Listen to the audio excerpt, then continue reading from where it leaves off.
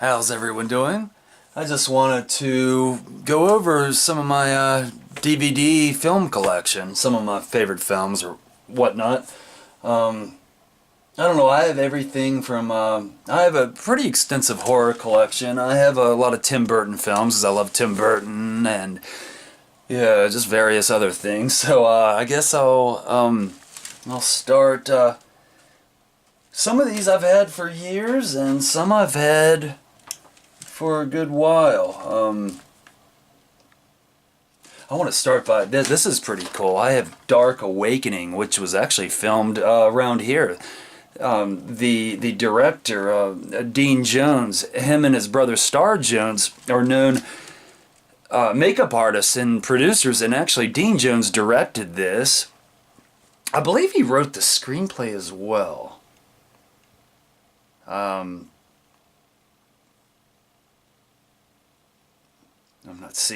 not seeing where he, but yeah, written and directed, and him and his brother Star helped produce it. But anyway, it was filmed around downtown Graham in Burlington at the Holly Hill Mall, which I used to hang out at as a teenager, and we always used to cruise around that mall on Friday nights. But one of the hallways, it was right where Chick-fil-A used to be. It was actually filmed in that little area of the mall. But anyway, it's there. I actually Kissed the Girls I've had for a long time. I actually just read the book, which is really good. It was written by James Patterson, and then it was adapted into a film starring Morgan Freeman and Ashley Judd. And, it was about a guy who abducted girls from UNC and Duke. And in the book had a little more. It was a little more detail. He even went to other like NC State, but anyway, in the movie primarily he focused on driving around Duke and UNC, and he had a kind of an underground. It was sort of where he found this underground place during the Underground Railroad where he kept the girls. I guess it was still a dugout place from the Underground Railroad days that he would keep the girls. And anyway, it was a good movie. It was filmed in the Research Triangle Park area, and very good, worth seeing. The critics weren't really kind to it, but I liked it, especially because it was filmed around here. Oh, the Eno Park, the Eno River State Park was sort of where Casanova, who the killer was, where Casanova's lair was. I love Rob Zombie's films. I have almost all the Texas Chainsaw Massacres. I have the first one. I even have. I want to show you this. Oh God, I have this. This was the one with Matthew McConaughey and Renee Zellweger. But Matthew McConaughey actually was. He actually wanted it. He tried to have it recalled. I guess he really thought it was going to hurt his career, and he was really upset, I guess, that he went through with it and did it, and he tried to have it taken away, and I don't know why. Of course the critics didn't. It's not considered one of the better Texas Chainsaw Massacres, but I liked it. He was one of the psychos in the Sawyer family, and I thought he did a good job, but it's kind of... Of course, I have the second one with Dennis Hopper and Bill Moseley. Some of these may fall. I'm sorry. This one has Dennis Hopper, and Bill Moseley was Chop Top, so that was cool. I have Bring Me the Head of Alfredo Garcia with Warren Oates, and actually Chris Christopherson plays a biker in this, sort of a mean kind of Hell's Angel biker, sort of a kind of a dark scene with him where he goes to rape a girl, and it's sort of weird. He doesn't go through with it. He tears her clothes off, she slaps him, and then they kind of start making out. I don't know, it's sort of a strange scene. I didn't mention, it was directed by Sam Peckinpah, who was a big influence on Quentin Tarantino and a lot of today's directors. Sam Peckinpah was sort of ahead of his time as far as you know, those dark elements of his films and some of the things that he did. He also directed the original Straw Dogs, which they recently redid it. And Dustin Hoffman was in the original. The original takes place in England, where the new one takes place in the deep south of in America, in Mississippi. So it's a little different.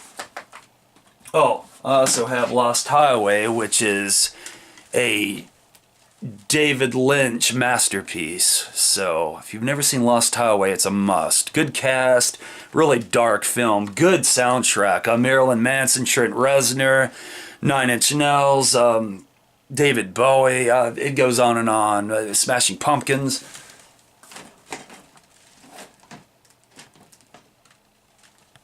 Dead Snow is pretty cool. I thought it's these Nazis come back from the. It's weird. They come back from the dead. They're zombie Nazis. So the young group of kids are trying to kill them, and definitely worth seeing. I mean, I have a bunch. I have the original Old Boy, which I don't know why they redid it with Josh Brolin and Samuel L. Jackson. There was no reason to. The 2003 one. It's a South Korean film, and really, really, really awesome film in my opinion. I told you I have a lot of. I have some good music documentaries. Please, if you ever get a chance, watch The Devil and Daniel Johnston. It's a great documentary on a 90s musician. He was an indie musician, a schizophrenic. It was about how he was in and out of mental hospitals. When he was young. He's still alive and well. And still records music. He's an artist too. You can buy his drawings on his website. So The Devil and Daniel Johnston. I have, Nirvana. I have Nirvana's Live and Sold Out. That's, if you're a Nirvana fan, that's a good one to have. So, but like I said, going back to Tim Burton, I have everything from his original Batman to Big Fish to I have Big Eyes. That's a good, if you're into art, this is a true story about Walter Keane and Margaret Keane. And back in the 50s, I guess women artists weren't as accepted as the men artists. And so the husband, Walter Keane, took the credit for his wife's art. And they had this little scheme going, and then I guess she always kind of, it bothered her, and she finally came clean about it, and then they ended up, their marriage went kind of downhill and into this downward spiral because of all of this. She finally told him that she was tired of not getting credit for her work, which is understandable, and yeah, so very good if you're into that. Of course, I have Beetlejuice. I actually have, my buddy Bryce gave me Dead Man on Campus. That was a good college stoner film with Paul Gosselaar from Saved by the Bell and Tom Everett Scott. Very good one. Hellcab is cool. It's really just about the life of a cab driver, and it kind of reminds me of a Jim Jarmusch film where it's just good dialogue, just different people that rides in his cab and all the things that happens to him in the course of a day. A really cool film. It takes place in Chicago, so most of the actors that were cast in the film are from Chicago. So, very worth seeing. Anyway, I have a lot of box sets. I have True Blood. I have a few of the True Bloods. I have most of the American Horror Stories. So I'm a fan of the American Horror Stories. And yeah, I love Harmony Korine. I have Spring Breakers, and of course I have Kids.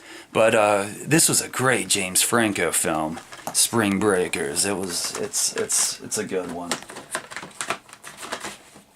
Oh, well, of course, Larry Clark, who I mentioned, Kids, he directed Kids. He also directed this Another Day in Paradise, where James Woods and Melanie Griffith are sort of these shady, scummy heroin addict dealers, and they string these two kids along with them, a young boy and a girl who's a couple. So the four of them are kind of like this Bonnie and Clyde kind of.